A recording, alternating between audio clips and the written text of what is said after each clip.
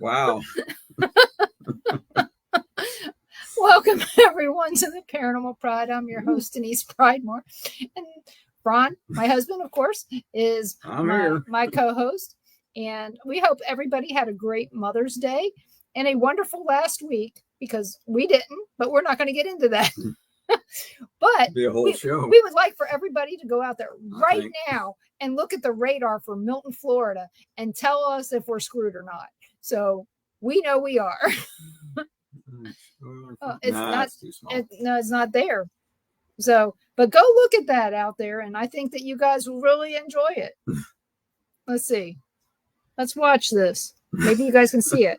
There you go. So, like I said, we're screwed. Frank saw it. He's like, we're not making it up either. Yeah, we're not. That's the live radar right now. That's a show for the night. There you go. We're about to get screwed. But to make this even more fun, we've got a guest tonight. We're going to share with you guys our friend Frank Bennett. He's coming back to visit with us again. We've had him on this show. We've also had him on Paranormal Nation Radio, Not So Normal. We had him on there quite a bit because he's not that normal. Hey there, Joanne. And so we're going to bring up Frank, and we're going to talk about whatever it is he wants to talk about today. So, hi. How's your radar looking over there? Yeah. It's not like that. Things are definitely looking up for you guys. Luckily, it's going northeast. Hey, Mom. Yeah. If it was heading maybe to the northwest and northeast, that's called Peyronie's disease. Yeah. Yeah, we don't have to worry about that. It looked pretty solid. So, needless to say, everybody's going to go look at their radar right now for Milton, Florida. So, yeah, luckily we don't have to. We're all just going to have to bend over and take it. So, okay, let's get serious now. Because, in all seriousness, that's what this is about. So, it's been a while since we talked. I shared a bunch of your books. And I saw that you had one I hadn't seen before. And I forgot which one it was. I knew that you had the one about, I'm not looking at anything to tell me this. Let's see. Okay. Which was your book about God? I can't remember it now. My brain is just. Hey, you want me to just take it for like 60 seconds? She's worried about a storm moving in. Yeah, I would worry about that too, definitely. And you shouldn't sit around with your mouth open either. That could be bad for you. My name's Frank J. Bennett. I'm coming to you live from St. Augustine, Florida, where all the fun is. And I am the author of Encounter with the Aberdeen Wild Man, A True Story, which is my first book. A Ghost in Philadelphia, Paranormal Science Fiction, which was my second book, and the book that Denise was alluding to, Questions for God, which came out in November of the previous year. I have 3 other books out there, one of which is, of course, called The First Man, which I'm retooling. I'm actually rewriting that book, and as a Bible teacher, it is my presumption as what the life of the first created man, Adam, would have been like. And what's fascinating about the story for me is that Scripture won't provide you a lot of information about Adam. The Scripture never provides you a lot of information about anything. But given the character that I've seen in Scripture, I was able to come up with a story where, what if you were among hundreds and hundreds of thousands of people living in encampments in a certain region of the world? Everybody knew who you were. Everybody remembers you because as long as they've been alive, you've been alive. I mean, he's the oldest living person around, and he has all these stories about the Garden of Eden and creation and all that, but nobody believes him because there's nobody around to verify or validate any of his stories. And then that's how I write out the life of Adam and the trials he goes through. And it's another story where you've got your people who have faith and choose to believe his stories. I actually put him on trial against those who challenge and question his doctrines and his stories. So that's out there. I'm retooling the book now because I'm redoing the cover because I'm doing a relaunch on it.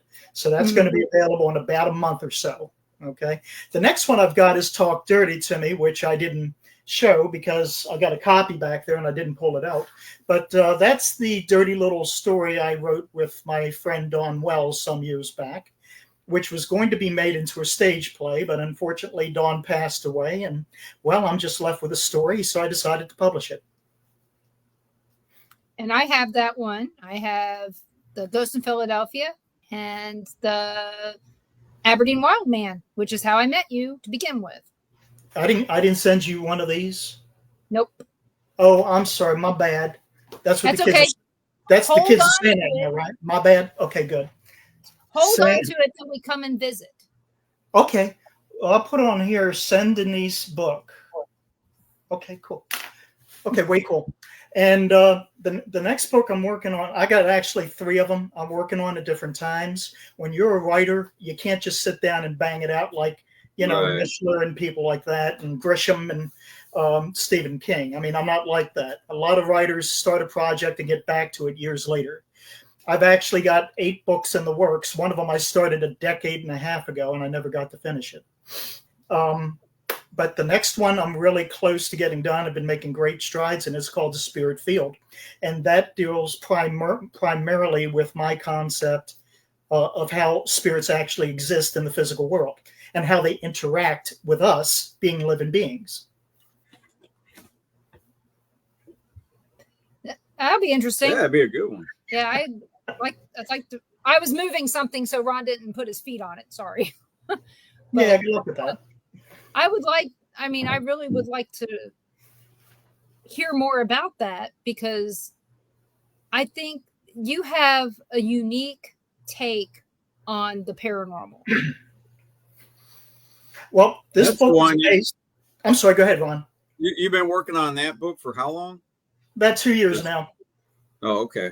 I had my basic framework down about 2 years ago. Yeah. Because my mind never stops thinking about things. I mean, when something, I'm not leading the most peaceful existence. When something happens to me, there's a part of my mind that doesn't stop thinking about it. And so I got my mind devoted to thousands of little things going on at once. And I decided to refocus on my encounter with the Aberdeen Wild Man, who is the central figure of this book, who is a humanoid creature I encountered along the shores of the Chesapeake Bay back in Maryland, where Denise and I grew up at back in 1980, when we were both really young, hip, and happening people. Well, I was. I don't know if Denise was, but we were young, hip, happening people. And Denise was busy getting in trouble. Hey, Anthony. And so are you, but in different places. Hey, when was the last time you were back there? Or have you? It's been years. Can you still get to it? I mean, it's not. The last time I was actually there was probably back. You're talking about where I encountered the wild man. Yeah, it's not part of a military base now or anything, or.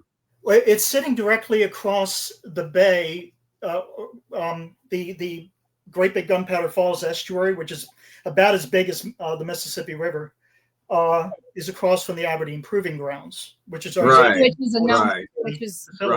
that. I knew it was really close to that. And that part of the water.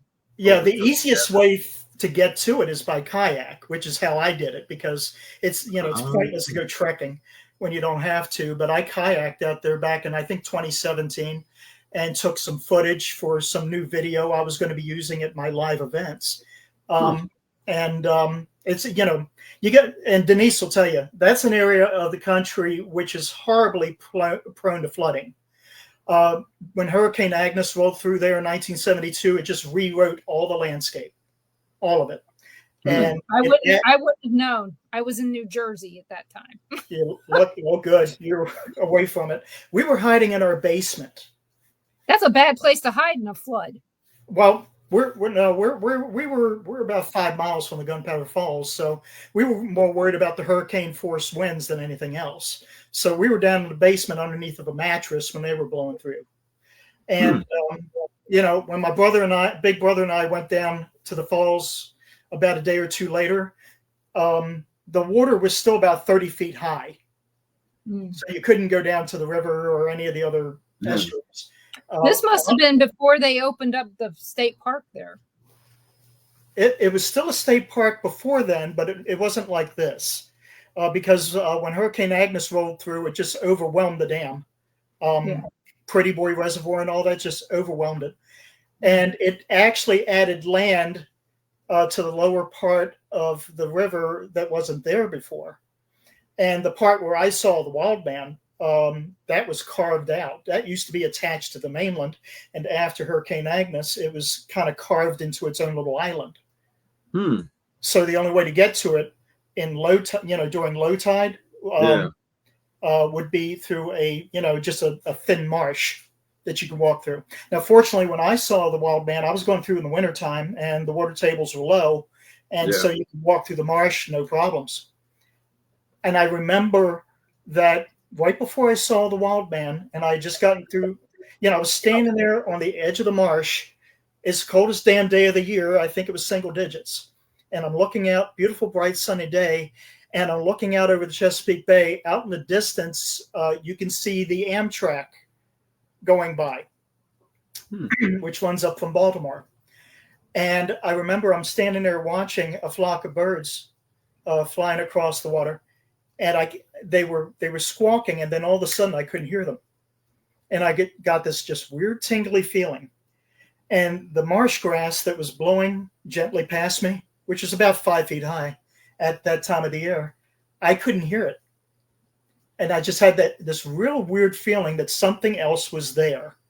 And you got to understand, this is in the middle of nothing. Right. Just marshlands, okay? And everything was covered with ice. This is not paranormal territory. It's not a haunted house. And then there's this feeling of a presence. And then almost suddenly there was a feeling of something rushing up behind me, which caused me to turn around. And that's when I saw the wild man figure on this small island that was cut off from the mainland. Now, what I'm focusing on is not so much seeing the wild man. It was that little space of a few seconds from not being able to see, feel, and hear anything to then turn around and feeling a presence and then seeing the wild man. That's what this is focusing on, because the figure, if it's paranormal, is 100 feet away from me, way over there. But what's affecting me over here by the water? My question is did it possess mind control?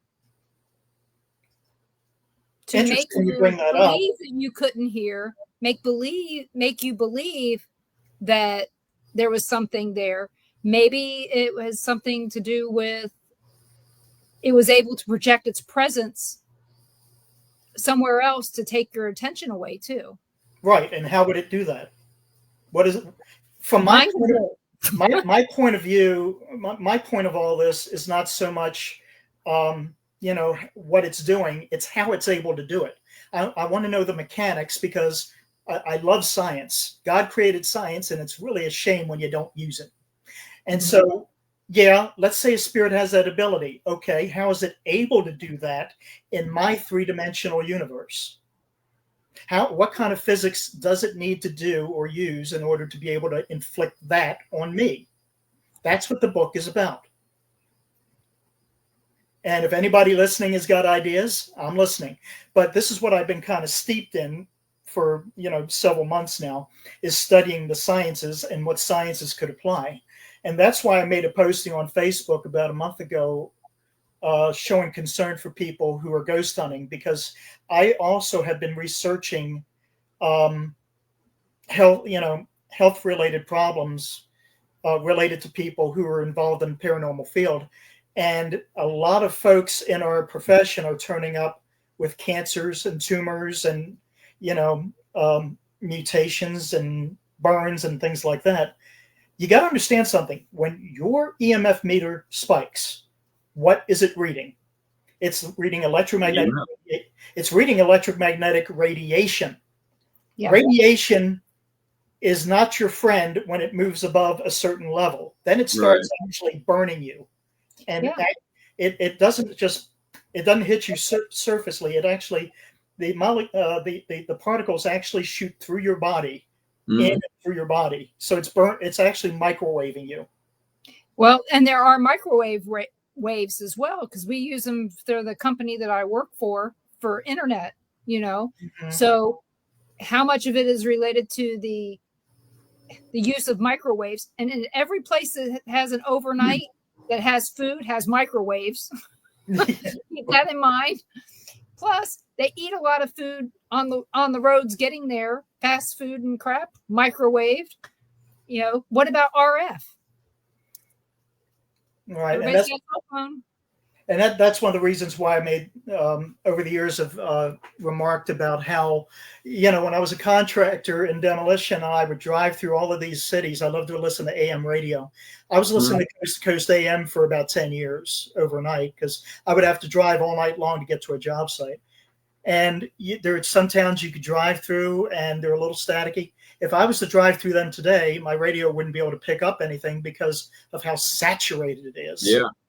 And people are living with that. And it honestly, it's a simple Google search is how people are coming up with more and more tumors and cancers and colorectal cancer and all kinds of things, just off the scale.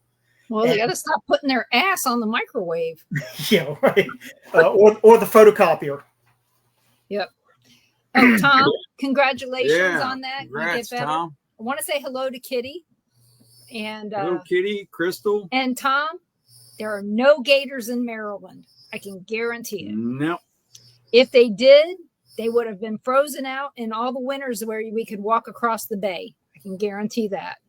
So we do have a question for you, though. This is from Tom. He asks, where was the Garden of Eden? Do you know? I need my eyes. Where was the Garden of Eden? Tom, I'm really glad to see you're back up and kicking. We were worried about you for a while. I'm glad you're in better health, brother. Yeah. Good to hear from you. I'm sorry, say that again. Where was the Garden of Eden? Okay. Now, we discussed this on a previous program. I, as a Bible teacher, can give you an idea where it's at. Problem is that we had something called the Great Flood. And when the Great Flood took place, it basically upended all land masses and just rewrote the landscapes. Mm-hmm. So where it tells you that, say, it was between the Euphrates and the Tigris. Well, the Euphrates and the Tigris have been moved quite a bit. Yeah, they got rerouted from the flooding. Right, exactly.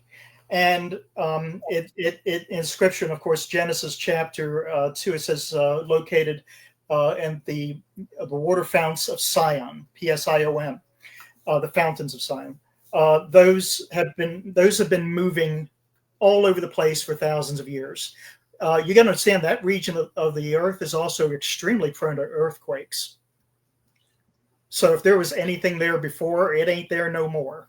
Yeah. And it's the phrase shifting sands. All that anybody needs to know really is that the lower Euphrates and Tigris seem to have more or less been in the same position for as long as mankind can remember. That's about the best you can say. Okay. Because you got to understand something. When the Lord and this is what ties into how I'm writing my book about the first man, Adam, is that when he ejected Adam and Eve from the garden and made sure that they'd stay away, Adam and Eve had children in the garden. What happened to them? So I had to create a storyline for what happened to them. Also, that you go back and look at the reasons why God did it. They could become as gods, like us as gods, knowing both good and evil. Now, the word knowing is not the term for understanding. It's the same term for having sex or relations with. So you're not just understanding what it is, you're in the practice thereof. And that's what the Lord was trying to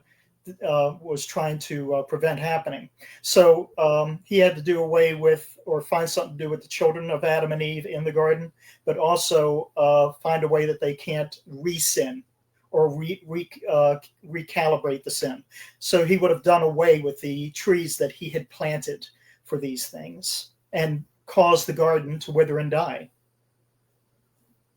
The best way to do that is what we have seen the Lord do all through the Old Testament. Dry up and wither a land away so that the people there can't make a living and have to move. It's one way to route everybody Except to in where you want. Ethiopia. Yeah. That's one way to reroute everybody to where you want them to go. Sounds like a government plot. You see, the Lord doesn't have to. The final creation the Lord made was the woman. That was his final creation.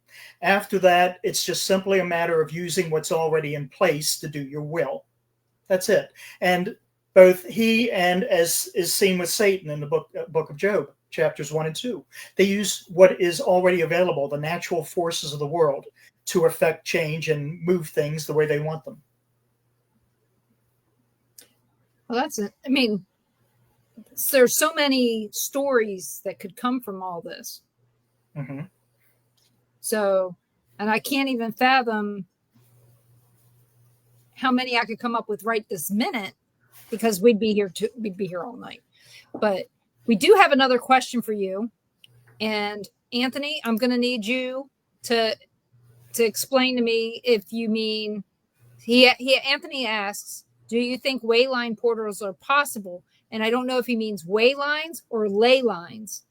So I've never heard of a way line. me either. That's why I'm asking. So Anthony, please, if you can validate ley line or way line, that would be helpful.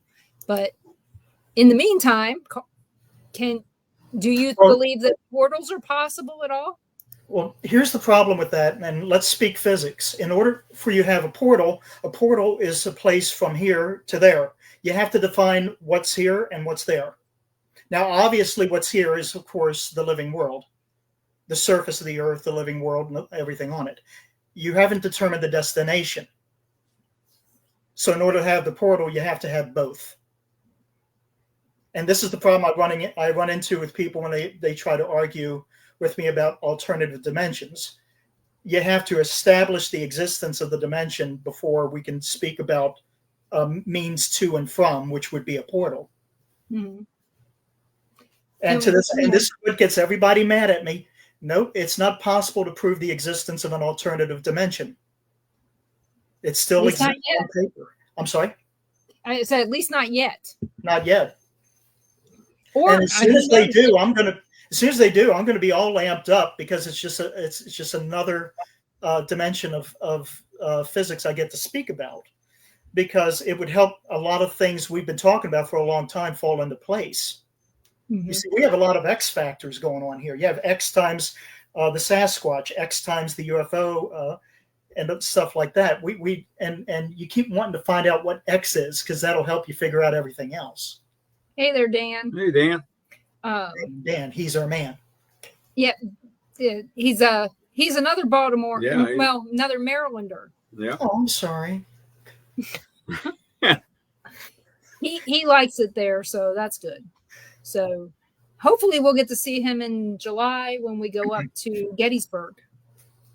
Y'all doing that, huh? Okay. Yeah, why not? Yeah, why not? I don't get along with the Gettysburg Bash, right? Yeah. Yeah, I don't get along with the promoters up there. They don't like me, which is cool. They have nothing I want. But they do attract some of the best people in the business.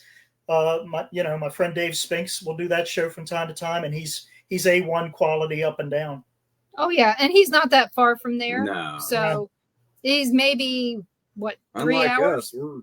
Yeah. 14 hours. My friend, Maggie and Russell live in Erie, Pennsylvania. It's not too big of a trip. Yeah. We'll do it.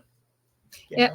And Kat Schneider Gash is here in the chat room. She's also from Maryland. Yeah, I was gonna say. So we're having hometown night. Send it out to everybody in Maryland. But yeah, we're going up there. Kat, we're going to the Gettysburg Bash, so you're going to have to show up. We're planning on it. We're hoping that we can. Nothing we've planned is when it's planned, but just to show you how I get along with everybody. Like I said, I don't get along with the promotion at all, and they hate my guts. But when is the Gettysburg Bash this year? The last weekend in July. Okay, I can't make it anyways. I'll be in Hershey, Pennsylvania. Yeah, you'll be just on the road. Yeah. Yeah. So yeah, we're gonna do Well, that. yeah, I was gonna say, as everything we've planned hasn't went as planned, so let's take that for what it's worth. Only these last couple weeks. So, but yeah, we've got Yeah, but you can understand, and this is not a dig at any, like I said in the last program, the paranormal is kind of on downswing. We basically, all of those programs we love to watch have shot their wads, and they've kind of run out of gas, and they got cut from regular programming on TV. And there's not a lot. Down to one. Yeah. And a lot of, this is what I've noticed, a lot of events I used to do have gone from 2-day events to 1-day events. Yep. And I think they've mixed a lot of Comic-Con stuff with paranormal. Yeah, a lot of Comic-Cons have disappeared. Yeah. And Yeah, I'd rather do a Comic-Con than a Paracon, because I run into a greater cross section of people at a Comic-Con.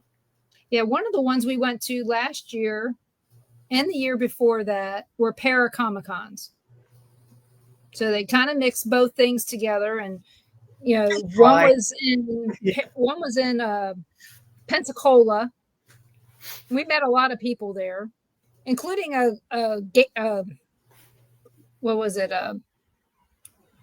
gutter guy, some guy selling gutters. Met him. met some interesting people there. We went to the Ozark one in Ozark, Alabama, Deep South Paranormal Paracomic-Con. That one was pretty good. Yeah, the Comic-Con stuff I knew nothing about. Yeah. Didn't have a clue. Yeah, no clue. So a lot of people who I tend to, I'm not going to say friends with, but I see them a lot of these programs, and they tend to. You're not going to see Lou Ferrigno at a Paracon. No. You're lucky you see him at all, quite honestly. But Comic-Cons are good for him, and they pay him good, and he can do that for a long time. I tend to run into more receptive audiences at the Comic-Cons. Yeah.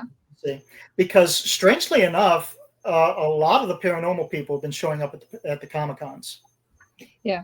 Kat shares that she thinks that the paranormal field has deteriorated due to some really bad press, and when it comes to the exploration of certain locations. Yep.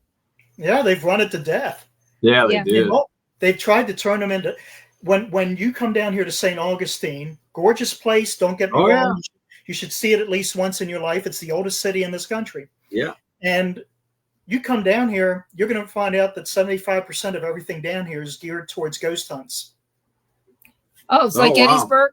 The thing is you may be the oldest city, but we're the oldest settlement.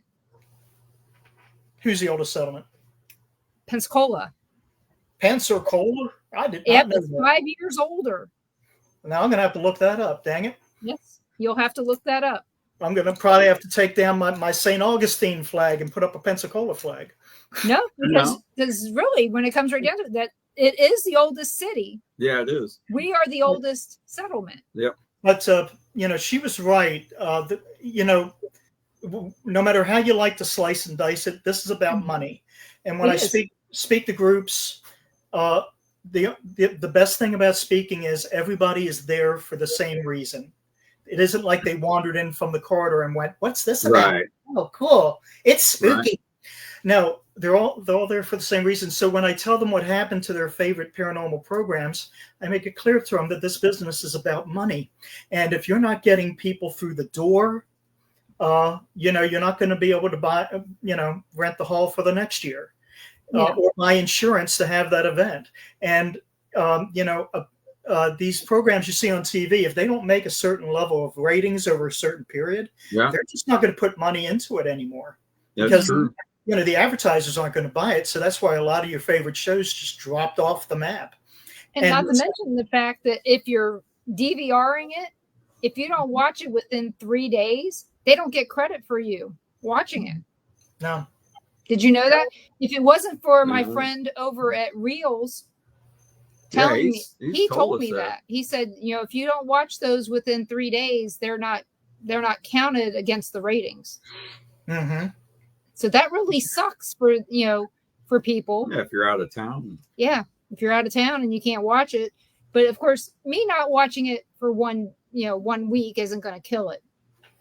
But No, It's, no, it's there's important to know.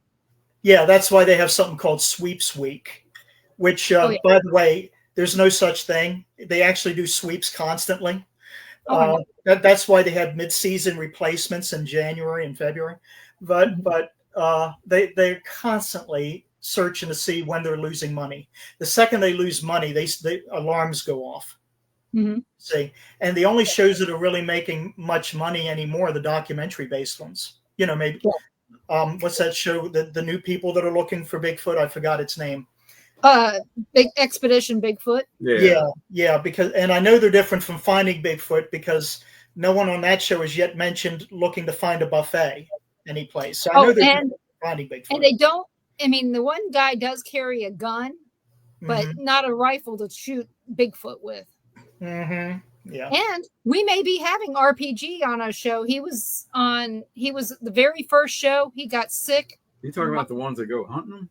No. Oh, I was gonna say that show's been done. Yeah, that show's long done. time ago. From Expedition Bigfoot. He was on the first The two idiots, they all shows and got sick and had to leave the show. But he hunts Bigfoot here in Florida. Yeah.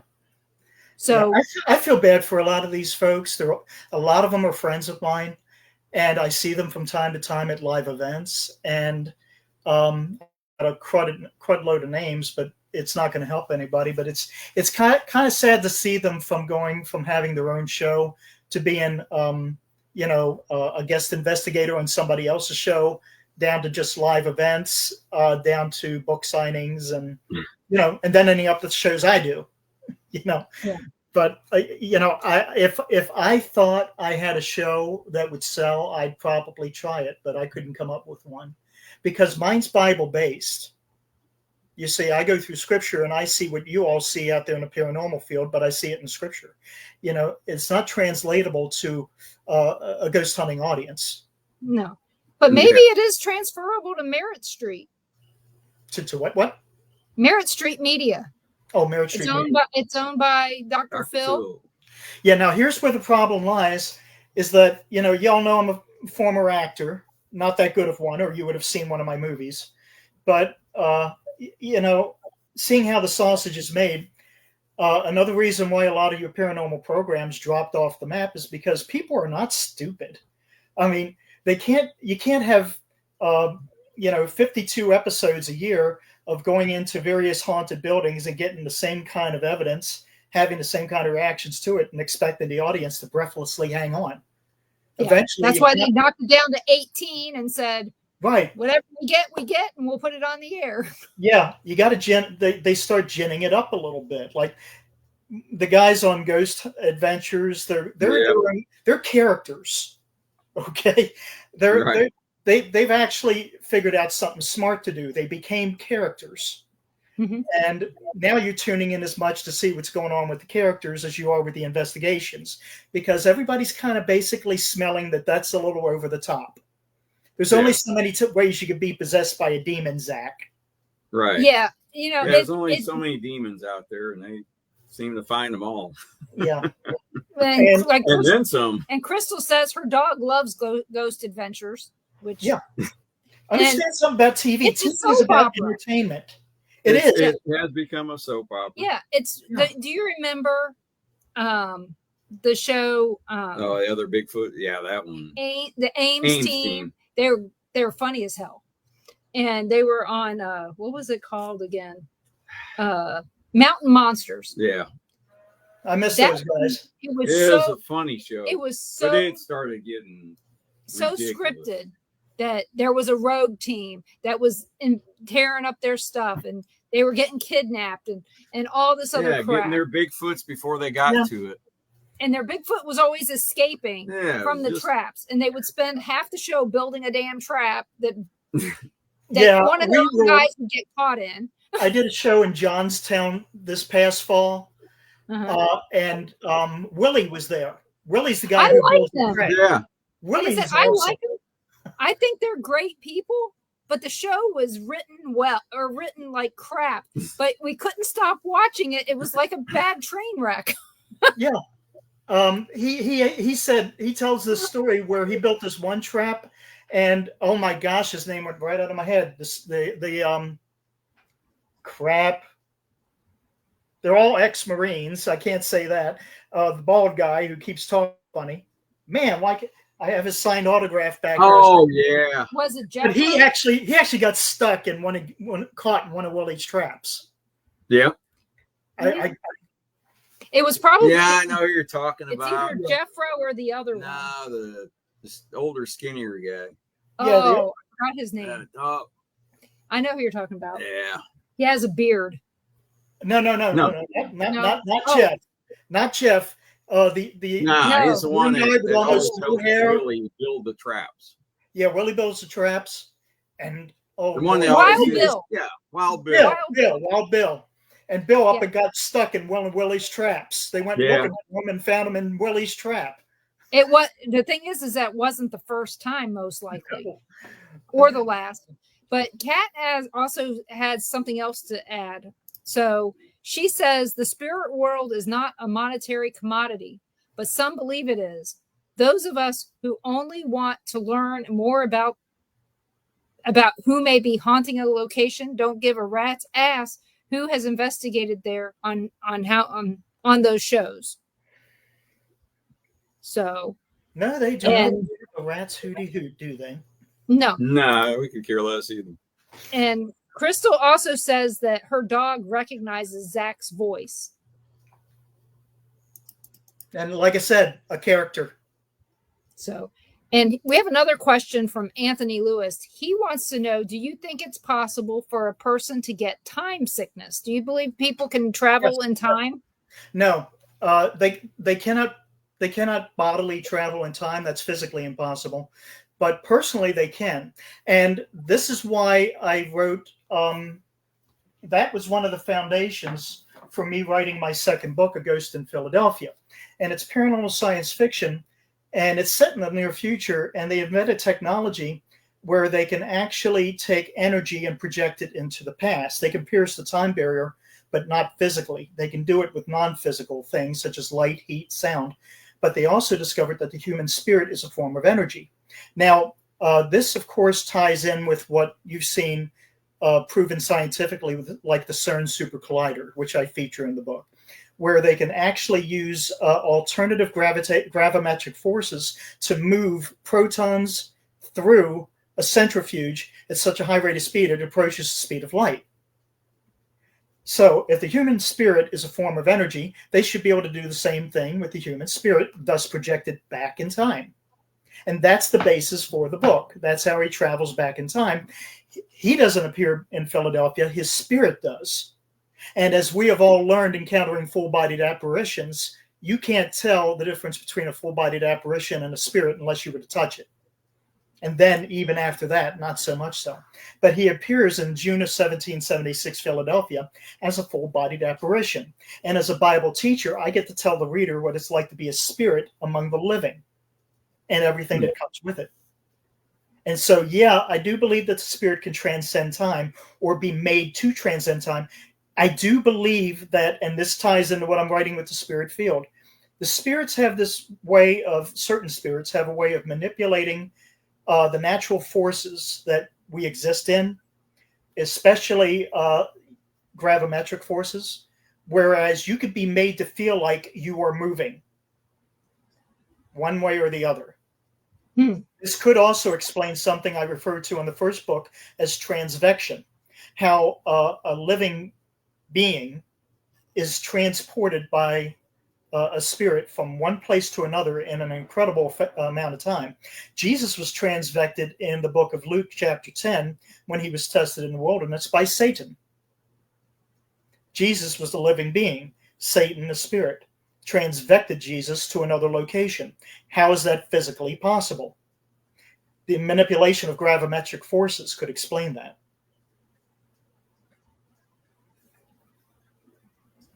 That's going to take some thinking. Yeah, thank you. Anyway, this is why I when I'm talking to my wife, she's sitting there going, yeah, right, okay, sure. What else?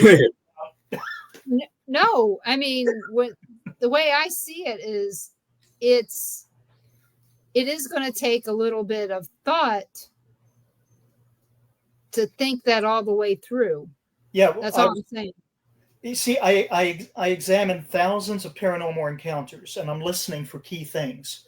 And as Joanne says, that makes her head hurt. So Yeah. Okay, so you got to remember also in the book of Luke chapter 11, Jesus makes it kind of clear that there are different kinds of spirits. They're not all the same. Okay. Yeah. And never once is the word demon used in scripture. Thank you very much. But there are spirits so powerful, they may be able to manipulate. We already know from scripture they can manipulate the natural forces of the world. In the book of Job, chapter 2, Satan uses a whirlwind to destroy all of Job's holdings. He can actually create a storm. Now, if a spirit's able to move forces that strong to destroy, why could it also not move gravitational forces? should be able to. If it can create a storm, it should be able to change more than just that.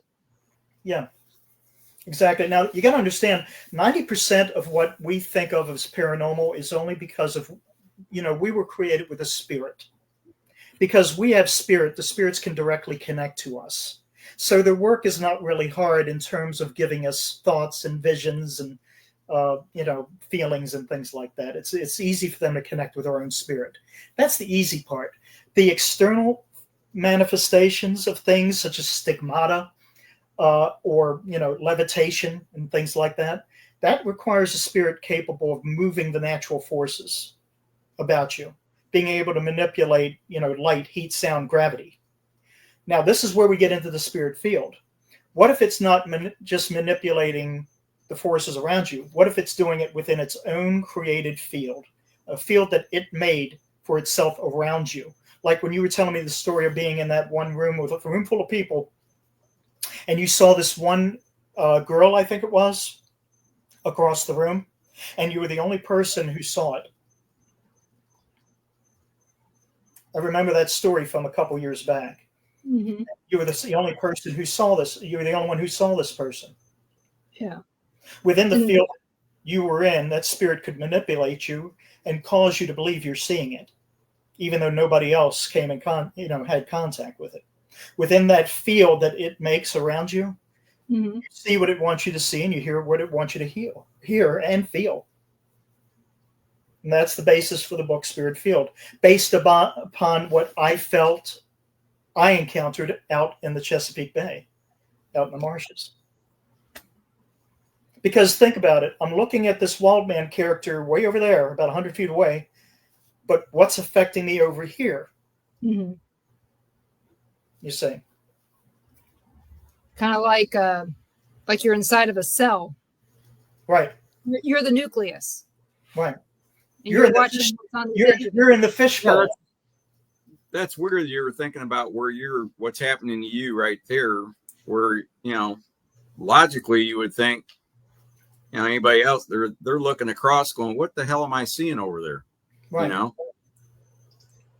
And I'm not sure if one was meant to detract or distract from the other, but it's not something I really started giving any thought to until recently. I had assumed up till then that weird creature 100 feet away from me was the cause of it. It may not have been. And as I'm very fond of saying, spirits are like cockroaches. If you see one, there are thousands. It is also quite possible that whatever you were seeing, knowing that they did a lot of that mind control stuff there in Aberdeen. I had to examine that. She's talking about the Aberdeen Proving Grounds back in the day was part of Project Paperclip, which is technology we stole from the Nazis at the end of World War II. And they did experiment on soldiers at the Aberdeen Proving Grounds and other military bases around the country. So I had to look into that, and I had to kind of, follow that lead as far as it'll go. Mm-hmm. But there's no I've never heard of another technology like it anywhere else. And why would it be aimed at just one person? Why would I not hear about it happening to other people? Maybe other people don't know. Maybe the other people's minds are so weak that they didn't grasp what was going on. Yeah. Now, what else I had to take in consideration was the Aberdeen Wild Man creature itself, because remember, the only reason why I've got a name for it is because a friend of mine that's a sergeant at the Aberdeen Proving Grounds told me that they had sighted this creature there too. So that apparently was a field of operation. That area of the marshes was a field of operation. Yeah, I was going to ask you, has anybody else seen it? I had, when I was doing a show, believe it or not, I was in Burbank, California at a show, and I ran into a couple people who heard about it. Oh, really? Yeah, heard about it, didn't actually see it. And that's on the other side of the country, believe it or not. And when I was doing a show in San Francisco, somebody who was listening to me came up and told me they heard about this. And I said, "Oh, you heard me on other programs, maybe Denise's program." I said, No. I used to live up in Pennsylvania, and I heard about this. Huh. Yeah. It just makes me wonder. Well, we all know. Got a comment from Ozzy Osbourne. He said it was swamp gas or ball lightning. Ball lightning, yeah. Oh, by the way, no, let me. Ball lightning. I've got to get this out real quick. When we went to the Alamo, we took the Ozzy tour. Oh. Yeah, you know what I'm talking about, right? Yeah. Yeah. So we went up and I went up and asked one of the security guys. Yeah.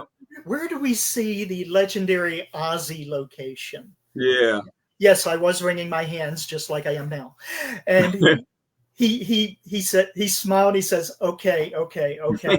All right. It's not what you think it is. He leaned me out the door.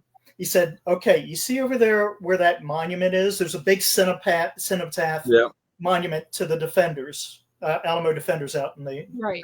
street. There was a tree there, and he peed on that tree out by the street. Yeah. Yeah, because I heard that he said he doesn't remember. Yeah, he doesn't remember, and he thought he was banned from there, and they, reinstated him, of course, and said, "No, we're all good." And so that made me laugh because I remember that one. But on the Aberdeen Wildman, we're going to go back to that real quick. A lot around Aberdeen Proving Grounds on the water is no man's land or a no-go zone. You're not going in there. Right. Whether you're on boat, you're not flying over by air. Unless you are part of, the approved people to go there, you're not going there. It's like Area 51 in Baltimore. Mm-hmm. They're still doing stuff from what I understand. Mm-hmm. It is our nation. In the sub basement of whatever. And it just makes you wonder what else is going on. Has there been something different? Has the Aberdeen Wildman had babies? Yeah. Bigfoot has. So why has, maybe the Aberdeen Proving Man had found a mate. Just saying, we got to go there. Some hot women in Baltimore. Yeah, I was about to say he's in Baltimore. He's bound to find a girl who will do something with him. Probably from Dundalk. Dundalk. Hey, I used to live there too. He's having a hard time with no bridge. Can't go across. Oh, shoot. Anyway, can't go to Glen Burnie anymore. He has to take the long way. I've been listening carefully because I follow the chats. There are slews of chat boards in Maryland, and I'm not finding anybody talking about anything remotely like it out there. Are they talking about anything that's related to possible crypto? UFOs, just UFOs, the occasional maybe Sasquatch sighting, maybe not. Most likely not. Yeah. Other than that, very little of anything. So where are they saying they're seeing these UFOs out there? Usually in the lower Potomac. Oh, okay. I'm sorry, the lower Chesapeake near the Potomac. Okay. Yeah, but so closer to Virginia. Now, there's another big story going out there about the UAPs and bull crap like that. I would like to point out, especially along the southern border, y'all got to take a step back and remember we don't have a clue what the Chinese have. And the Chinese, for about the last few years, have been funneling supplies and gear to the gangs down in Mexico. who have been operating along the border who use drones to scope out everything. And so they could be responsible for a lot of these UAPs. Yeah. Hmm. And drone Well, technology just keeps getting better. that is very possible. You know, who knows? When you said UFOs, it made me think of stuff that I've seen over Chase, Maryland. You know, some weird stuff. And Anthony Lewis said, like, a study of swamp gases. You know, that maybe the Aberdeen wild man you were high on swamp gas, or maybe the UFOs that I think I saw were swamp gas, but they were up kind of high. Okay, now who said that? Anthony. Anthony, love you. Nothing but love. I spent more than 15 years in demolition, and I'm also a licensed asbestos removal supervisor. If there's a gas out there I haven't inhaled yet, I'd like to meet it. Quite honestly, I've never, outside of a couple of them that kind of made me black out for a second, I'm not familiar with a gas that powerful to make me do that. Well, and when you saw the Aberdeen wild man, everything was frozen. Yeah. So there would be no gas. Yeah. Well, it would have to be a gas that would still be operable in 2-degree weather. That's tough. Right. And if it is, it would probably be visible. Yeah. Yep. You would at least would have had some kind of fog or something else, and you didn't. So yeah, I'm not as good on the chemistry as I am with the other sciences, but yeah, it would have to be in that temperature and environment. Yeah, it would have to be pretty noticeable. Yeah. Or it wouldn't be a gas anymore. It would be a solid, and it would be under the ice. Well, that depends. There's a lot of chemicals that only begin to freeze when you get to -10 degrees. Petroleum products will start to freeze at -10 degrees. And if it's a petroleum-based product, it very likely wouldn't have been able to gas up. Right. But the thing is you're saying that you were walking on frozen swamp. It was frozen. It was solid. There was no, you didn't step through. You didn't walk out wet. Yeah. So it was solid. We have Kat. She has a question for the guest. How do you explain a spirit transporting you to a time in which they experienced an event? I have done such at Antietam. Well, that experience is very common. I'm not trying to belittle it, but it's made to look like something else that happens quite commonly. How do psychic mediums communicate with the dead? Because they are psychically connected. And like I said, this is only possible because you have a spirit. And if you have a spirit can connect with you. And a lot of times you don't even know it's happening. A lot of people sitting there listening to this right now actually are suffering spirit possession and don't even realize it because the spirit that's with them is choosing to be covert. It'll appear at a time of its choosing, but they're always connected with you. And because they're connected with you, they're giving you these visions and intimations. More than often, it happens in your sleep or shortly before you wake in the morning. That's the time when the brain activity starts going from deep REM to conscious. That little gray area, that's the gray zone right there. Yeah, that's the part you'll remember. Right. It's also because it's when you begin to start having a sensation of perception, and you could start to probably start feeling or thinking at that stage. And that's how I explain that. You weren't actually there, obviously, but you feel like you had been because that spirit who did this with you was probably with somebody who lived 500, 600, 700 years ago, went through their entire lives with them, probably has a lifetime of experiences in them. And they're looking for somebody like you to present them to or give them to. They can't sit there and tell you these things. So instead of that, they make you experience them. They make you live as somebody else had lived 500, 600 years before. And she says, I didn't even know who this spirit was until a few years later when another medium told me who they may be. Maybe. Remember, the spirits don't like to let you know who they are because there are methods of casting out spirits. So they will use pseudonyms in any way, shape, or form they can. So, okay, I have another question for you from Anthony Lewis again. And he says, do you think that echo in time is possible? A person sees an echo murder, or every year around the same time a car crash happens in the same spot? Okay, you mean, is this like a residual haunt? Is he talking? Yeah, That's what it that's what we sounds call like. residual. But yeah, And that goes back to what I was just saying before. That particular spirit, it's not.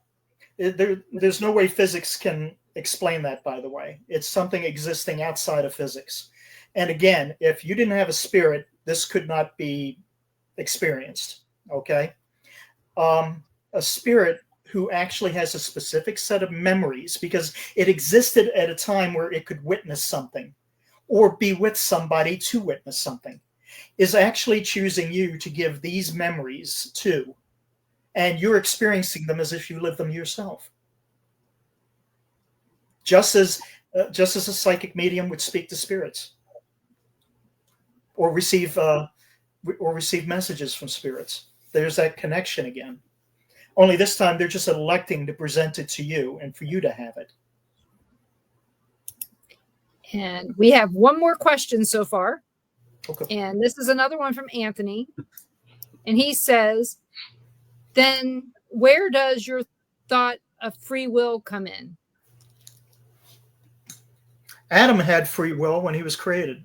And even though the Lord looked right at him and said, "You see that tree over there? Don't even think about it." He was tricked and deceived by somebody he trusted into breaking his promise with God, his agreement with the Lord. You say, mankind has always had free will. You can either choose damnation or choose salvation. It's always been up to you. It always will be up to you. You see, if God was somebody who created you to just do only what he wants, it would be like you having a pet, and the only thing the pet did were the tricks you taught it. Do you really have a pet, or do you have a Game Boy? Look through Scripture. You're not going to find any situation where the idea of the Lord not allowing someone to make choices is an issue. In almost every situation, because they've made a choice, is the issue. Samuel chose to go see the witch in Endor to consult with the spirit of Saul. He knew not to do that. He knew not to go consult witches, but he chose to go do that. And for that, going back to the Lord allowing, just natural devices to take place to affect change, allowed him to be defeated in battle for having done that. And when the witch of Endor brings up Saul, Saul's actually a little ticked off. Why did you bring me up? I'm down there in paradise, man. I'd like to stay down there a while if I can. Thank you. But that was free will right there. Mm-hmm. Kat finishes up her comments with, that was a really scary residual haunting. It can be really interesting but disconcerting when you can't interact with it. You're not supposed to. But you know what I would do in your shoes? I would write about it. You see, you were given these. Yeah, you were given these for a reason, and do something with it. Share it with the world. Write about it, and show them, hey, the Spirit gave me this. I want to share it with you. Does this make any sense to you? Tell me what you think of this. There you go, Kat. By the way, there are folks I've met with multiple instances like this. I told them, you got enough here to make a book out of. Why don't you do that? Kat already has one. She's working on her second, if not her third. So when we went to Gettysburg the last time, she met up with us at our hotel, and we had a great visit, and hung out for a little while, and it made the whole trip worth it just to meet up with her. So Huh? Don't want to talk to them? No, that's my alarm for me to take my medication. Oh, do you Because need if I it? don't You take it, I need get all to. nuts. Oh, you got happy hands? Happy hands? Yeah, I got jazz hands. Yeah. So, we also have another guest or another listener, Mr. Duffy81. He said, in relationship to the echo you were talking about, he says on every other day we have the same guest going into the next Bigfoot podcast, giving the same exact show. It's like an echo. So good one, Mr. Duffy. So got it. I don't think he was trying to be funny. But, No, I think that he's just stating a fact that there are some guests that you have on. Yeah, I've had a couple of those guests that as soon as we got them started, I could walk away and the show would go on. Oh, that's a joke I would always make with, you remember Wes Forsythe, Scarefest? When I was on his show, I would always make that joke that, he just let me go on and I didn't hear anything out of him for a while. And I just started making jokes. He probably went and got in his car, went down to 7-Eleven and got a churro.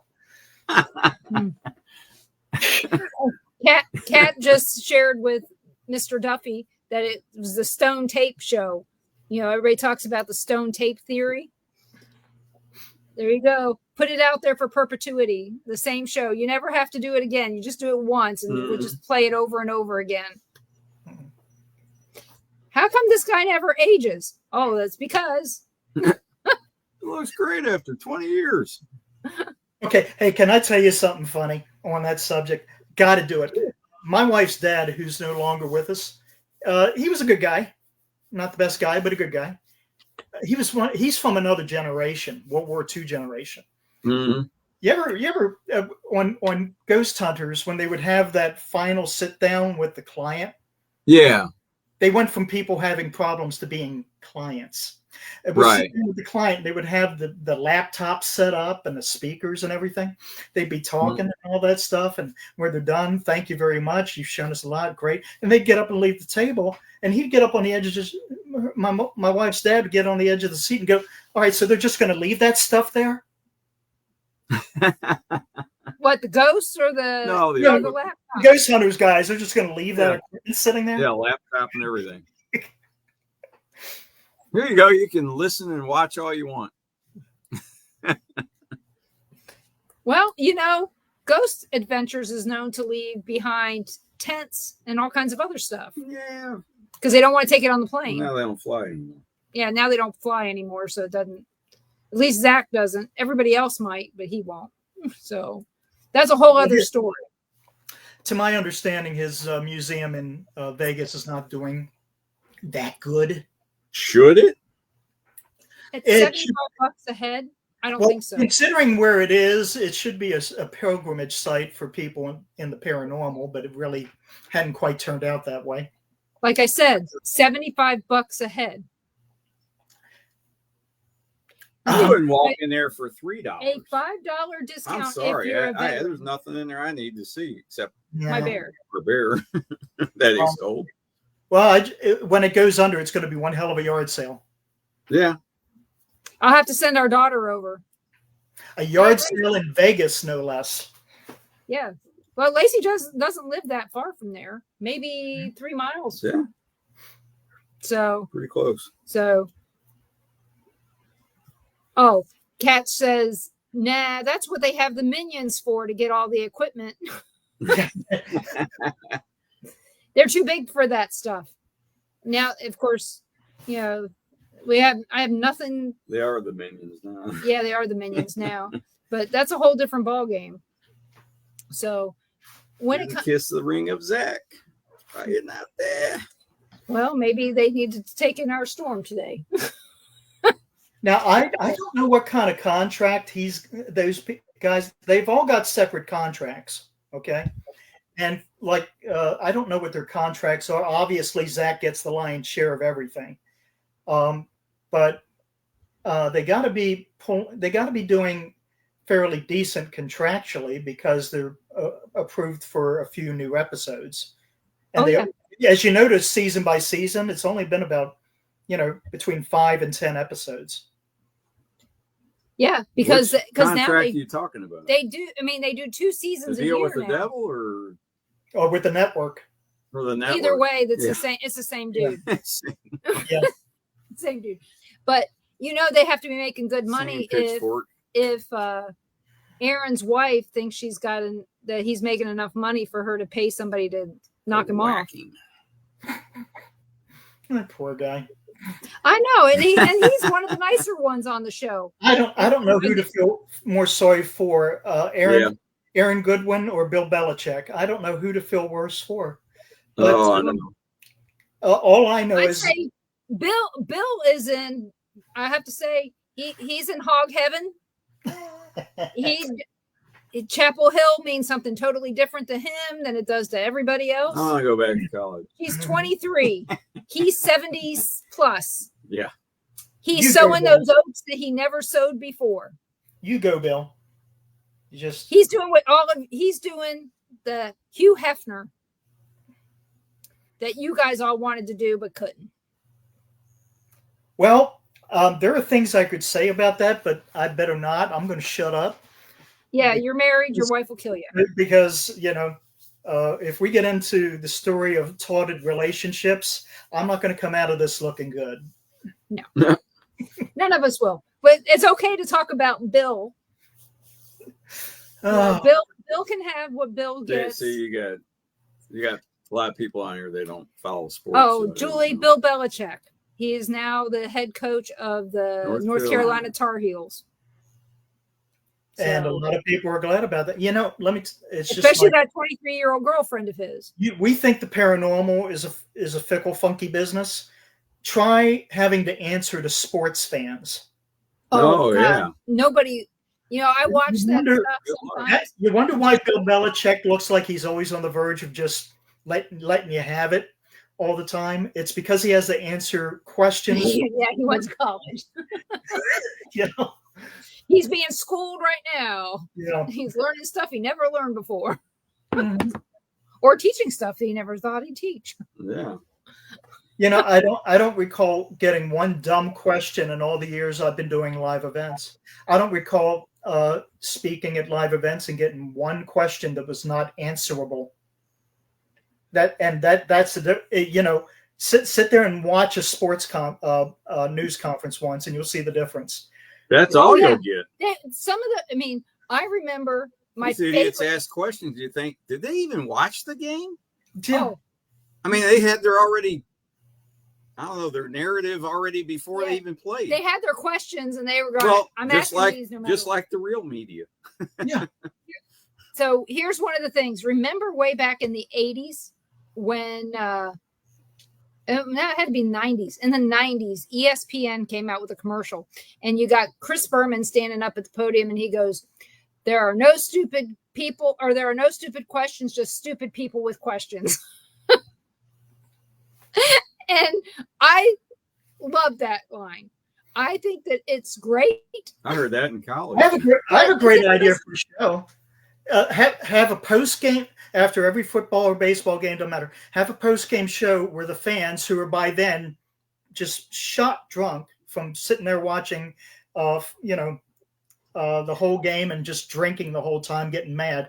Have a newscast with the fans, with the drunk fans after a game. Everybody would tune in to watch that. Yeah. The bad part is I used to especially a losing team. Yeah, I used to tell everybody. We need to fire that coach. Coach, I got a question for you. After Why aren't you fired yet? Yeah.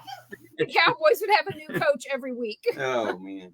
But in Kansas City, after every Chiefs losing game, you could always watch the ticker for the police department. Oh, yeah. You would notice there were more beating, more people got beat up. You heard a lot of sirens after a losing game. And we didn't live that far from the stadium. So, you could hear a lot from the stadium when we lived in Kansas City, Missouri. So you would hear more sirens when they lost. Yep. So more people were getting beat up. There was fights. More drunk people getting pulled over, more domestic violence. And it's a fact that when your home team loses, there are more incidents in your town than there is when your home team wins. That's must-see TV right there. So I don't know. It's an interesting thought. And remember what I always say, people, the ghosts of tomorrow are being made today. So tune in. Yep. Well, as some people say, they were all people once. Yeah, that's true. Okay. That's true. Going back because you set me to a thinking. Y'all going to Gettysburg.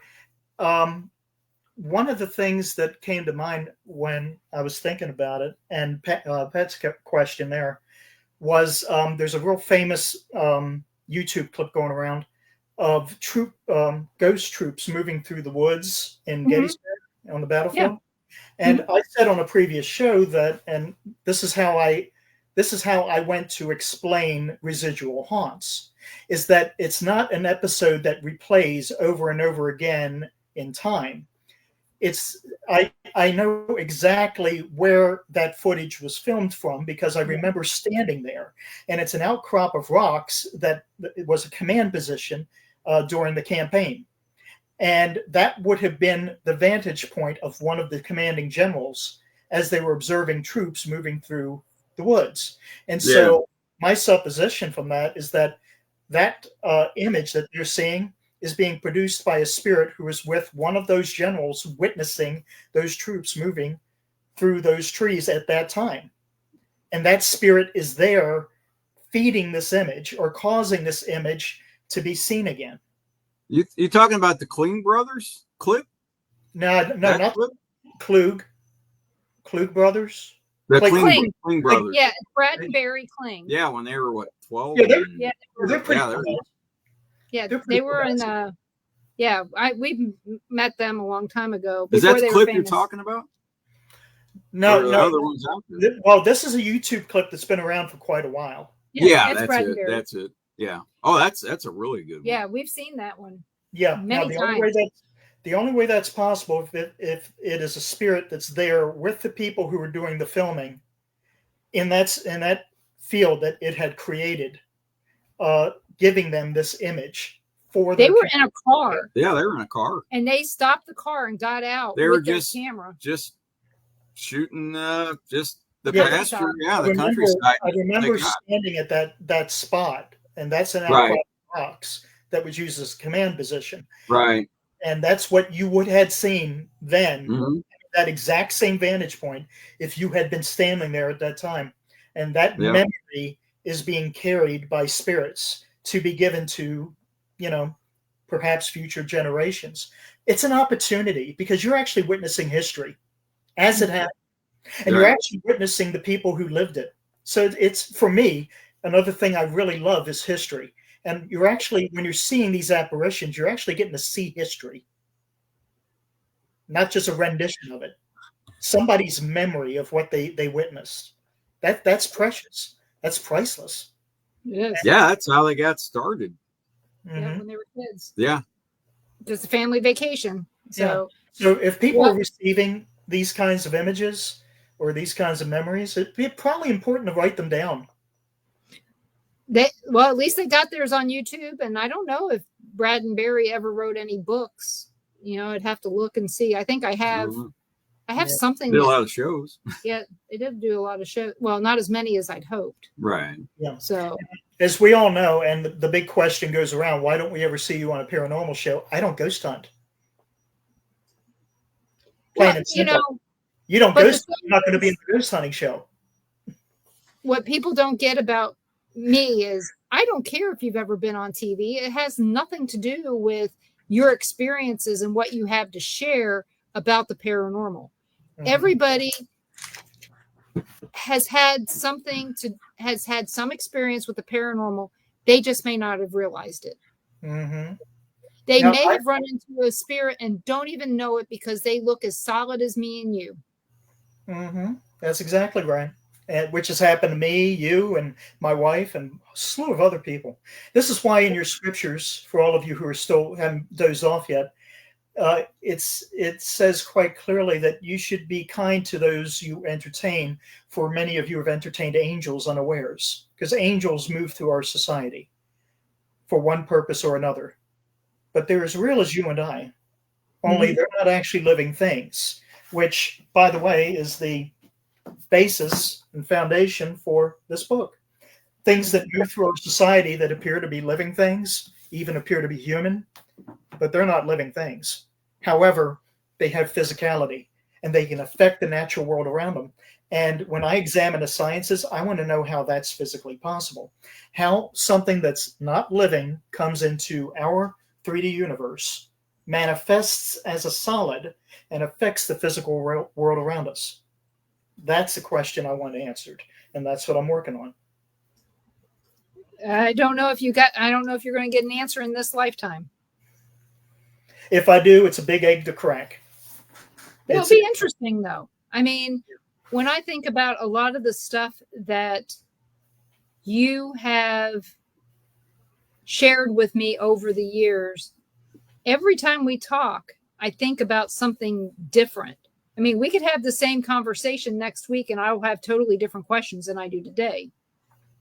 We have a lot of questions. Being on your shows, man. Y'all keep me on my toes, man. The good news is you're coming back on June 2nd. That's right. I am? Yeah, he's already supposed to go. I am? Really? That soon? So soon? Yes, so soon. So what's going on in Frank's world? I know that you've got an event coming up. Yeah, I'm here this week because in a few days I leave for Philadelphia to go do Fan Expo, which is probably the biggest Comic-Con aside from the New York City Comic-Con on the East Coast this year. And I cherry pick what shows I do based on the audience and location. Philadelphia, I have shot 3 movies in Philadelphia over the years, and nobody has seen any of them. But Philadelphia is a good town. It's a terrible town to try to get around in and do business in because you can't park anywhere and not get from point A to point B without walking over homeless people. Anybody there will admit that. But it's a beautiful town, great town to do business in for those reasons. And I wouldn't miss Fan Expo. So I'll be at Philadelphia this weekend.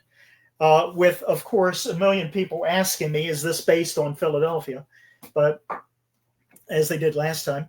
But I sell fairly decent there. Mm-hmm. I'm still waiting to see if I have a panel. They haven't told me about that yet. Well, you did see what Susan said about Philly fans. She goes, if you're in Philly, they'll destroy things, win or lose. Yeah, they do. And that's been a fact my entire.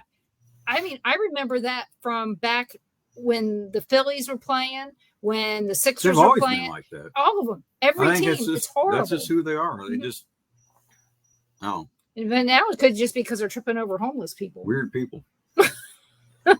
But I remember going there to see the Liberty Bell and to go into the music hall downtown, the Opera House, for school.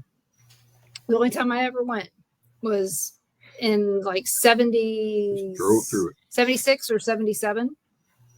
I had a lot of stuff going on in 75 through 78. Learned a lot about different towns. So, and being from Baltimore, guess what? We hate everything in Pennsylvania. Well, you try to, but I lived in Pennsylvania for a while, so I'm not. It's a lot of people moved from the Baltimore area to Pennsylvania because of tax purposes. Yeah, in the last coming near the end of the 70s, Baltimore used to have a population of over 1,300,000. Now the population is closer to just a little over 600,000. Right. Oh, yeah. Nobody wants to live in Baltimore City. And I guarantee even Baltimore County has lost a lot of people. And while I was dating a girl in Dundalk, her dad worked at Sparrows Point, and they were just in the process of really gutting Sparrows Point, and that really sucked the life out of that area. Oh, it did. A bunch of people I went to school with, their parents worked at Bethlehem Steel because I lived in Dundalk and Essex. So, it was part of... Shut all that down. Yeah. My best friend's father lost his job, and it took him years to find another job. But you're also looking at, this was during the gas crunch, back when Carter was president. Burn things up. Yeah, you know, you talk about your apocalyptical movies. That is a time when I can actually remember more people walking the roads and the streets and the rails than at any other time. And I'm Yeah. talking whole families walking the roads because you either couldn't afford a car, couldn't put gas in a car, or whatever. Carpooling got huge. Yeah. Hitchhiking. Oh, hitchhiking. Yep. Yeah, that was a normal thing for I hitchhiked. a lot of people don't even know what it is. Yeah. Me and my friend, we hitchhiked from Churchville to Aberdeen and back. So that, not really that far, but we still did it. You know, it was a different time. You went up the Pulaski Highway, right? No, we did it from, oh shit. Forgot what the name of that road was. I wasn't too far from Bel Air High School. Oh, okay. 7. Yeah, I don't remember the name of the road at the time. Road. Yeah, 1 of the 2, or US 1. It was probably 7, but yeah, it's Philadelphia Road. Philadelphia Road ran within 200 feet of my house. So, but yeah, we lived all over the place out there. But I remember walking from where we lived in Hawthorne to the skate land in Essex, right there behind the Hess and the Friendlies. East Point Mall? No, not the East Point Mall one. The one in Essex. It was just by it was across the street from the library, the Baltimore County Library, where the white coffee pot was and all that other stuff. Montgomery Ward's was in that shopping center. I'm trying to remember. It's not where Golden Ring is now. No, I did walk to Golden Ring Mall a lot. Yeah. From Hawthorne to there. It's only 5 miles. It wasn't that far. But you say that to kids today, I got to walk 5 miles? I was lying about a half. Well, yeah. For everybody that's watching, it's from Baltimore, that's in Baltimore, from Baltimore. In order to write the book, I had to do what anybody will do when they're talking about hauntings, and that's research the history. And I researched the living heck out of that whole area in Baltimore County. You got to remember, Route 7, which is Philadelphia Road. That was called the Old Post Road back in colonial times, and about every historical figure you can imagine traveled that road, and it was a toll road. And so, because it was a toll road, they had all these these roads you see branching off to the side and all that, just get around the tolls. Right. Just try to do today. And because they did that, they had to take ferries across the big rivers. And so that's where you have all these ferry landings in various places that don't exist anymore. But that's chock full of history. In the Gunpowder Falls area, there was an Indian tribe that ruled that section all the way up and down the Susquehanna, down to near where Patapsco is today, called the Susquehannocks. And what's interesting is that when Captain Cook arrived there, I think it's Cook, arrived there way back in the 1600s, he encountered a tribe that were like tall Europeans. They weren't like Indians at all. They were like tall Europeans, and for some reason they could speak English, which is extremely odd. Could they be part of the Roanoke? Yeah, the people that they dropped off there? Actually, they were at war with the Powhatans and the Roanoks.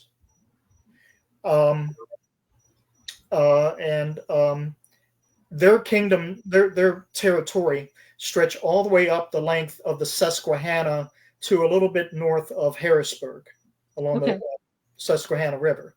Mm-hmm. And they were an unusual tribe, and their history kind of fascinated me. But as advanced as a tribe as they were reported as being, and very friendly, they were practitioners of cannibalism. Oh. And so if you want to talk about the foundations for wickedness and evil and blah, blah, blah, they actually practice cannibalism as a mainstay.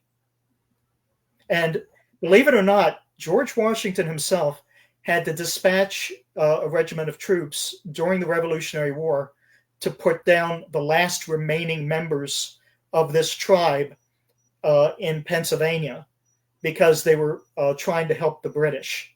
They actually wiped out the remainder of the Susquehannocks. Our very first story of cannibalism from within our own country. Many Indian tribes did dabble with cannibalism. Well, they don't look at other. Some of these tribes didn't look at other tribes as people. Right. They weren't equal, and that's a whole different story. And I don't want to get into that because that gets very political. Mm-hmm. But it's the history of that area is unusual. And that roller rink I was talking about was on right off of Eastern Avenue. Okay, that should help you. Was it near Glen L. Martin? Actually, where I walked from was where Glen L. Martin is. Okay. I had to go across Middle River Bridge and down the road past the Mars, and it doesn't exist anymore. But the first home I lived in was in Bowley's Quarters, up and across, almost kind of up and across street from Glen L. Martin. But it doesn't exist anymore. Yeah. Now the homes that I lived in still exist. They were government subsidized housing, back off of Hawthorne. You'd go down Hawthorne Road to down to Kings. It was Kingston Road around a Kingsway. So it was out on a little park back there. And all these houses were on the water. Not mine. We were inland a little bit. But yeah, it was a neat place to grow up. Everybody knew everybody. And did we have stuff going on there? Yeah, we had all kinds of crap going on there with spirits and other stuff, because it was all just so interesting back at the time. Well, back at that time, I was told not to talk about it, so I didn't. But I have memories of stuff happening all over the place out there. So walking over to, Golden Ring Mall, we had to go under the railroad tracks through that tunnel over there to get on that back road to get over there. Or we would walk from Kenwood, the high school. We would walk over there and then down. But I had a mental condition. You see, I get so bored with walking. Everywhere I went, I made sure I plotted straight lines. I can't stand walking around things. So if I had to go from Edgewood to Parkville, I would plot a straight course from Edgewood to Parkville. And that includes walking through a hell of a lot of woods and properties. And I made a lot of people mad, but I cannot. I didn't do that, but I got stories that I don't even share with myself anymore about every place I've walked. But yeah, back then we walked everywhere. If we didn't walk, we rode. But you couldn't ride a bike and carry roller skates, so you had to walk. So just saying. But you know what? We're at the end of our time. Where can everybody find Frank Bennett? Frank J. Bennett at that. Author Frank J. Bennett at that. Well, listen, just type my full name into Google and about anything you want to know about me comes up. I'm not hard to find. And use Copilot. I swear, guys, use Copilot. You'll find out all kinds of stuff about Frank. I don't even know what that is. I'm on something. I don't think you've looked at yourself up. It's AI. Well, I don't recommend this to many people because, you want to maintain a healthy lifestyle, but I don't go around Googling myself much. Yeah. Well, again, if you guys read the lovely write-up I made. Microsoft's crappy version of Google. You've also got Gemini, which is pretty much Google's version of that. Yeah. Chat GPT, same kind of thing. So they're really pushing us for us to learn it at work. And that's right, Crystal. That's AI true. isn't Only always right. It's because I did a search on for a friend of mine about information on the Sally House, and half of what it brought back was wrong. Yeah. So I was just trying to. You mean like Wikipedia? Actually, I think Wikipedia gets it at least half right.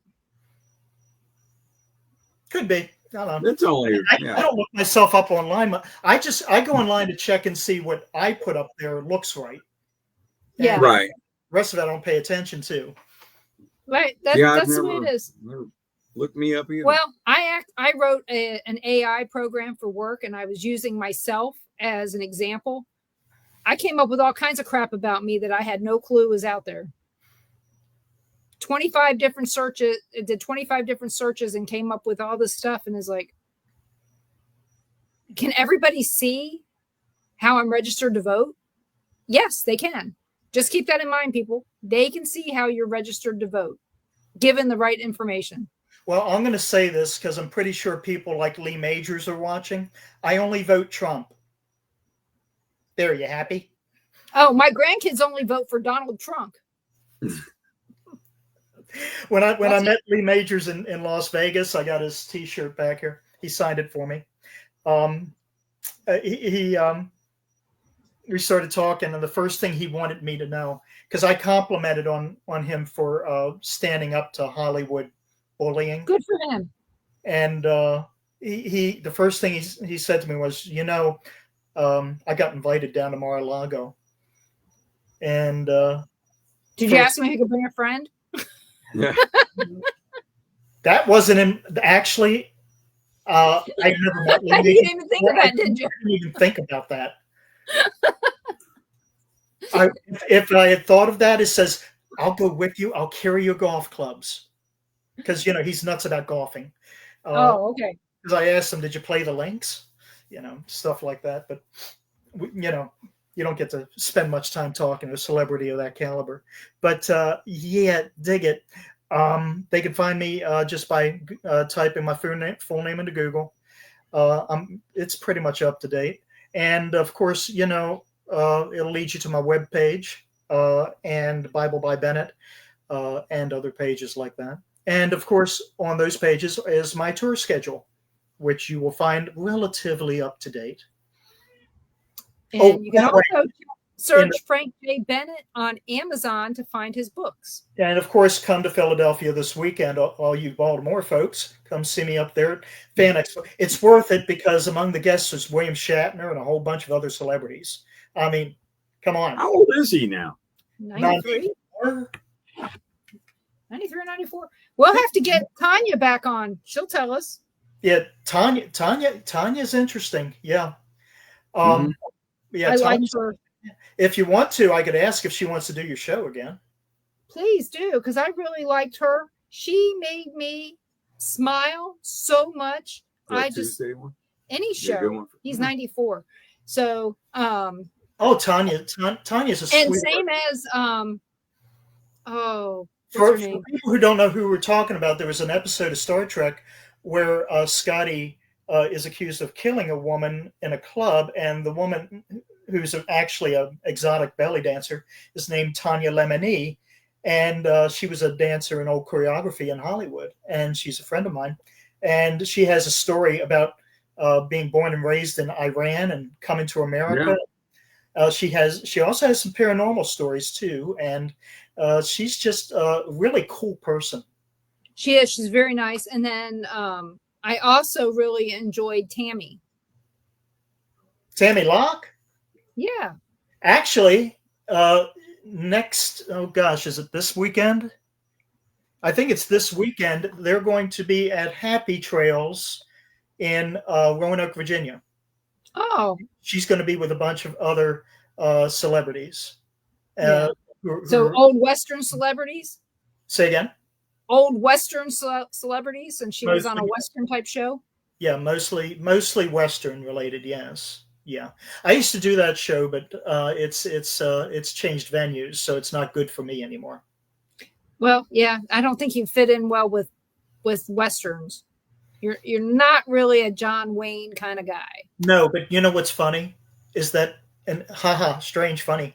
The first time I did that show about 4 or 5 years back, I sold out. Oh wow. You just never see it. I completely sold out, and I usually travel with about 20-30 books for any given show. I sold out. Well, I'm just glad you didn't come out here to that one in Mobile, they can't do it anymore because they have to rebuild the center. You know, when we had that snow, the building imploded. In Mobile. Okay, you have me at a disadvantage. I don't know that one. Yeah, you were going to go. You sent me a message and said that you were going to go to this event in Mobile.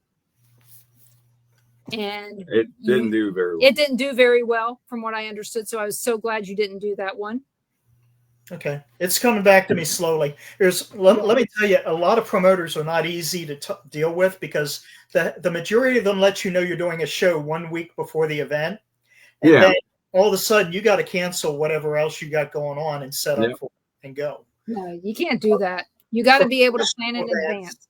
Yeah, professional events let you know around about 30 days in advance so that you can book airfare and stuff like that. Yeah, at least. They should let you know sooner than that. But I'm going to thank you so much because we need to save some stuff to talk about on June 2nd when Frank comes back. So thank you, everyone, for joining us here on the Paranormal Pride. You can catch us in replay on Dark Realm TV on Roku and Amazon Fire. You can also catch us on Temple of Phoenix Rising Entertainment, Things Network, as Ron and I are Things of Florida. You can also catch us on Bill of Rights Network and Paranormal Pride on YouTube. And let's see, where else are we at? Oh, and the Denise Pride More LinkedIn. So if you want to, just remember, that's mostly professional. Even though I'm not always professional, that one is. So thank you guys so much for listening in. Join us every Monday night at 7 p.m. Central. And then you can also join us on Tuesday nights at 6 p.m. Central for the Paranormal Nation Radio Not So Normal. And you can catch us all the places I've said. And I forgot to mention that we're also on Born TV on Rumble. So if you don't want to do the YouTube and you don't want to do the Facebook stuff, I totally get it. We are also on Rumble. So check that out, and we'd love to have you. As soon as I know who my guest is tomorrow night, I will share it with Ron and Carl, and you guys will all find out at the same time. So I'm working on it. So thank you guys, and have a great night. And I hope you all sleep tight. Good night. Night.